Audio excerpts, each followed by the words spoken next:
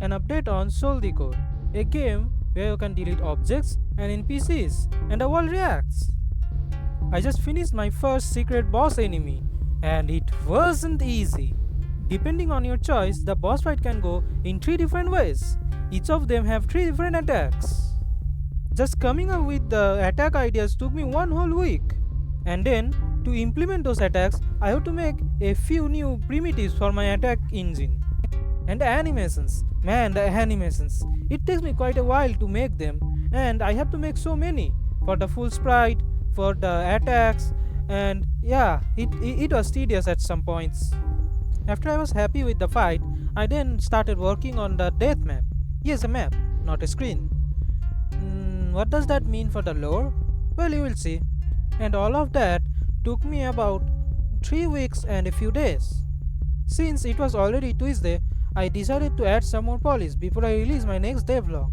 First, I changed the soul sprite from a sprite 2D to an animated sprite 2D so that I can animate the death animation and also add some animation to the enemy soul.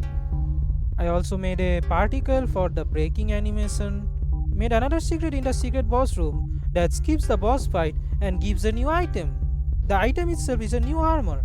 While adding the armor, I realized my equipment system was not working, so I had to fix that. That also led to me realizing that my item ID wasn't working, so I had to also fix that, which took less time. Then I fixed some persistence issues in the death map. Yes, the game saves in the death map, and no, I'm not going to elaborate on how or why that happens. While doing all that, I also refactored my code so that the future development would be easier. That's about all for today on Soul Decode. On other news, on March I will be having a few exams, and on top of that, I will be joining the Bad Ideas Game Jam. So there won't be any Soul Decode content for a bit. I will still be making videos on my progress on the Game Jam though. As of recording this video, the Game Jam theme hasn't been announced.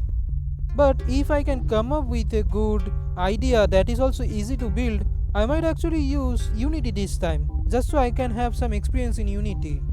I am much more likely to use Godot though. I have so much tooling there, it would be much easier to use that. And I have exams on top of that.